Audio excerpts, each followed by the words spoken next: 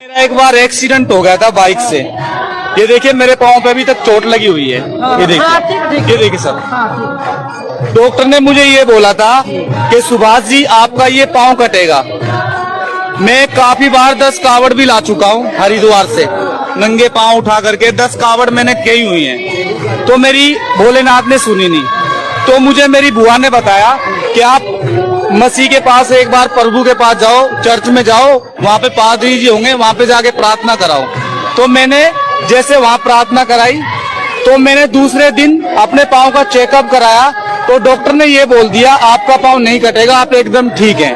और रही पैसे की बात कि लोगों का पैसे दे करके धर्म परिवर्तन किया जा रहा है, हमने किसी से कोई पैसे नहीं लिए सर। हमें प्रभु खुद पे खुद प्रभु ने इतना दे रखा है, हमारी जिंदगी बदल रखी है। प्रभु ने हम दूसरों को पैसे दे सकते हैं, हमें प्रभु ने इतना दे रखा है। और एक बार बताइए, हमारी जिंदगी बदल रखी है। प्रभु ईसा मसीह किसी के धर्म को नहीं बदलता, बल्कि वो हमारे जीवन को बदलता है। सही बोल रहे हैं और क्या, हालेलुया। आगे आगे आगे। हाँ, बिल्कुल सही बोल रहे हैं, बिल्कुल सही बोल रहे हैं। मेरा जीवन बदला, मेरा जीवन बदला जब भी मैं बोल रहा हूँ।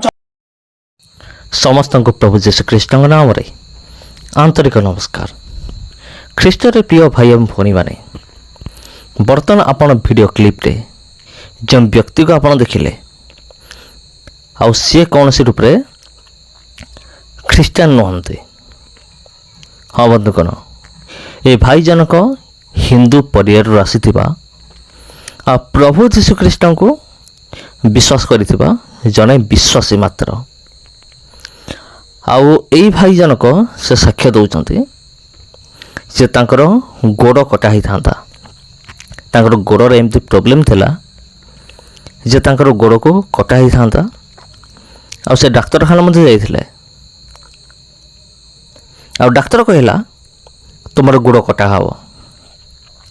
तापर ए भाई जनक से कौन कले आपण जानिथिबे बोलबम जो माने कि शिव भक्त माने से माने जाती बोलबम कर जाते। आउ से साक्ष्य दौरान जे से शिवंक पाख मध्य जाइथिले, कबाड़ी यात्रा करिकी से जाइथिले। आउ सेठी मध्य से क्षीर ढाली थिले, आउ किंतु तांकर कौनसी भी परिवर्तन हैला नहीं। आउ तापरे तांकर जने बुआ अछंती, बुआ अर्थ जेपरिकी आपण जानिथिबे बापांकर भौणी। आउ सीए तांको परामर्श देले जे थरे तुम्हें कौन कर ख्रीस्टान लोक पाख तुम्हें जाओ, आउ से कौन करेंगे जीशु नाम प्रार्थना करेंगे। आउ सेठी अनेक लोक माने से सुस्थ होचंते।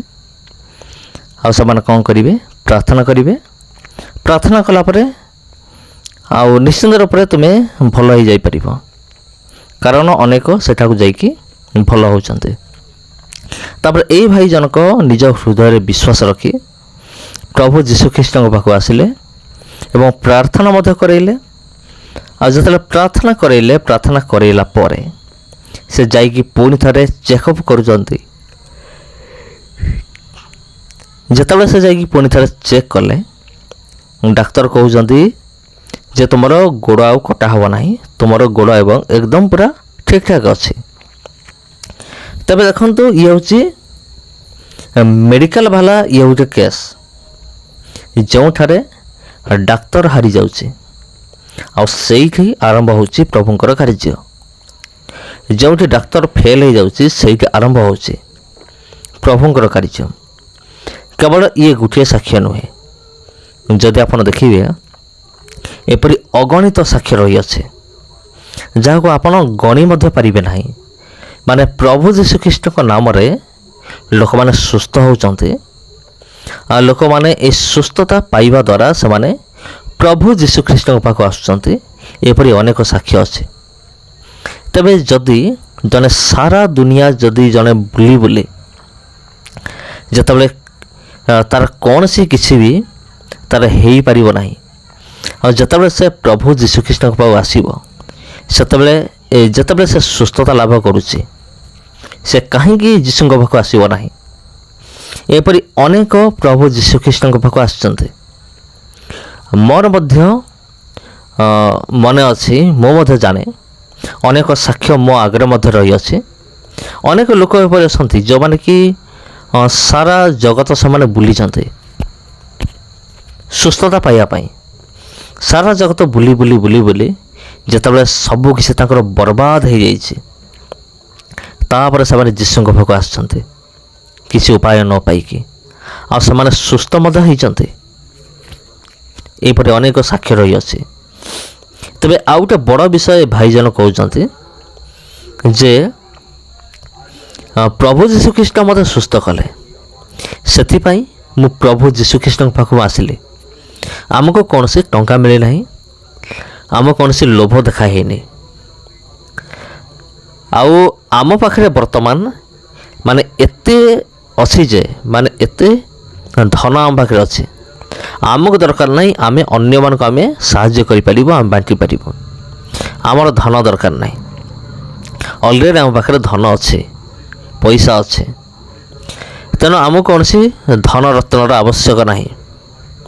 ତେବେ ପ୍ରିୟ ବନ୍ଧୁଗଣ, ଆପଣ କ'ଣ କହିବେ କୁହନ୍ତୁ? ତେବେ ପ୍ରିୟ ବନ୍ଧୁଗଣ, ଟଙ୍କା ନେଇକି ଧର୍ମ ପରିବର୍ତ୍ତନ କରିବା ବା ଟଙ୍କାର ଲୋଭ ଦେଖାଇବା ଧର୍ମ ପରିବର୍ତ୍ତନ କରିବା ନିମନ୍ତେ ଆଜି ମଧ୍ୟ ଏହି ଚିନ୍ତାଧାରା ଖ୍ରୀଷ୍ଟ ବିରୋଧୀମାନଙ୍କ ମନରେ ରହିଅଛି। କିନ୍ତୁ ଏଇଠି ଦେଖନ୍ତୁ, ଏଇଠି ଗୋଟେ ପ୍ରମାଣ ଆପଣମାନଙ୍କ ସାମ୍ନାରେ ଅଛି ଯେ ଭାଇ ଜଣ କହୁଛନ୍ତି, ଆଉ ସେ ନିଜ ତରଫରୁ ସେ କହୁଛନ୍ତି ଯେ ଆମକୁ କୌଣସି ଟଙ୍କା ମିଳିନାହିଁ, ଆଉ ଆମକୁ ପ୍ରଭୁ ଏତେ ଦେଇକି ରଖିଛନ୍ତି ଯେ ଆମକୁ କୌଣସି ଟଙ୍କାର ଆବଶ୍ୟକ ନାହିଁ। ତେବେ ଏଇ ଯେଉଁ ଭ୍ରାନ୍ତ ଧାରଣା, ଟଙ୍କା ଦେଇକି ଧର୍ମ ପରିବର୍ତ୍ତନ କରିବା, ଟଙ୍କା ନେଇ ଧର୍ମ ପରିବର୍ତ୍ତନ କରିବା, ଆଉ ଏଇଟା ଆଜି ପର୍ଯ୍ୟନ୍ତ ପ୍ରମାଣିତ ହୋଇପାରି ନାହିଁ। କେବଳ ଗୁଜବ ହିଁ ରହିଅଛି ଲୋକମାନଙ୍କ ମଧ୍ୟରେ, କିନ୍ତୁ ଆଜି ପର୍ଯ୍ୟନ୍ତ କୌଣସି କୋର୍ଟ କଚେରୀରେ ଟଙ୍କା ନେଇକି ଧର୍ମ ପରିବର୍ତ୍ତନ କରିବା ବିଷୟ ପ୍ରମାଣିତ ହୋଇପାରି ନାହିଁ ଆଜି ପର୍ଯ୍ୟନ୍ତ, କି ଆଗକୁ ମଧ୍ୟ ହେବ ନାହିଁ। ତା କାରଣ କ'ଣ? ତା କାରଣ ହେଉଛି ପ୍ରଭୁ ଯୀଶୁଙ୍କର ଲୋକମାନେ ଏଇଭଳି ଘୃଣାଜନକ କାର୍ଯ୍ୟ କେବେ ହେଲେ ମଧ୍ୟ କରିବେ ନାହିଁ। ତେବେ ପ୍ରିୟ ବନ୍ଧୁଗଣ, ଆପଣ କ'ଣ ଭାବୁଛନ୍ତି? ଆପଣଙ୍କର ମତାମତ କ'ଣ? କମେଣ୍ଟ ମାଧ୍ୟମରେ ନିଶ୍ଚୟ ଜଣାଇବେ। ତେବେ ଏଇ ଯେଉଁ ବ୍ୟକ୍ତି ଆପଣ ଦେଖିଲେ, ଇଏ ଜଣେ ହିନ୍ଦୁ ପରିବାରରୁ ଆସିଥିବା ଜଣେ ଭାଇ, ଆଉ ସେ ସୋସିଆଲ ମିଡ଼ିଆରେ ସେ ଯୀଶୁଙ୍କ ବାକ୍ୟ ସେ ପ୍ରଚାର କରୁଛନ୍ତି, ପ୍ରଭୁଙ୍କର ସୁସମାଚାରକୁ ପ୍ରଚାର କରୁଛନ୍ତି। ପ୍ରଭୁ ତାଙ୍କ ଜୀବନରେ କ'ଣ କ'ଣ କରିଛନ୍ତି, ସେ ପ୍ରଭୁଙ୍କ ଠାରୁ କ'ଣ ମଙ୍ଗଳଦାନ ପାଇଛନ୍ତି, ସୋସିଆଲ ମିଡ଼ିଆରେ ସେ ପ୍ରଚାର କରୁଛନ୍ତି। ସୋସିଆଲ ମିଡ଼ିଆ ମାନେ ଆଉ ଯେଉଁଟାକି ଡାଇରେକ୍ଟ ଗୋଟେ ନ୍ୟୁଜ୍ ଚ୍ୟାନେଲରେ ସେ ଇଣ୍ଟରଭ୍ୟୁ ଭଳି ଗୋଟେ ଇଣ୍ଟରଭ୍ୟୁ ମାଧ୍ୟମରେ ସେ ସମସ୍ତଙ୍କ ସାମ୍ନାରେ ସେ ପ୍ରଚାର କରୁଛନ୍ତି ଯେ ପ୍ରଭୁ ମୋତେ ସୁସ୍ଥ କଲେ, ପ୍ରଭୁ ମୋ ଜୀବନକୁ ଆସିଲେ। ଆମର କୌଣସି ଟଙ୍କାର ଆବଶ୍ୟକ ନାହିଁ, କୌଣସି ପଇସାର ଆମର ଆବଶ୍ୟକ ନାହିଁ, କାରଣ ପ୍ରଭୁ ଆମକୁ ପ୍ରଚୁର ଦାନ ଦେଇଛନ୍ତି, ପ୍ରଚୁର ଯୋଗାଇଛନ୍ତି। ତେବେ ପ୍ରିୟ ବନ୍ଧୁଗଣ, ଆପଣ ଦେଖନ୍ତୁ, ଏଭଳି ଅନେକ ଘଟଣା ଆଜି ମଧ୍ୟ ରହିଅଛି ଏହି ଜଗତରେ। ଏଇଭଳି ଅନେକ ଗୁଜବ ଆଜି ମଧ୍ୟ ରହିଅଛି। ଆଉ ଏଇଭଳି ଗୁଜବ କେଉଁମାନେ ସୃଷ୍ଟି କରନ୍ତି? ବିଶେଷ କରି ଯେଉଁମାନେ ଖ୍ରୀଷ୍ଟ ବିରୋଧୀମାନେ, ଆଉ ଟିକେ ସରଳ ଭାଷାରେ କହିଲେ ଯେଉଁମାନେ ଯୀଶୁଙ୍କୁ ଯେଉଁମାନେ ବିରୋଧ କରନ୍ତି, ଖ୍ରୀଷ୍ଟିଆନ ଲୋକମାନଙ୍କୁ ଯେଉଁମାନେ ବିରୋଧ କରନ୍ତି ନିଜ ଧର୍ମକୁ ଉଞ୍ଚା ଦେଖାଇବା ନିମନ୍ତେ, ଆଉ ଖ୍ରୀଷ୍ଟିଆନିଟିକୁ ନିଚା ଦେଖାଇବା ନିମନ୍ତେ, ଆଉ ଯେଉଁମାନେ ସର୍ବଦା ପ୍ରୟାସ କରନ୍ତି ମାନେ ଚେଷ୍ଟା କରନ୍ତି, ଆଉ ସେଇମାନେ ହିଁ ଏଇଭଳି କଥାବାର୍ତ୍ତା ସବୁ କରିଥାନ୍ତି।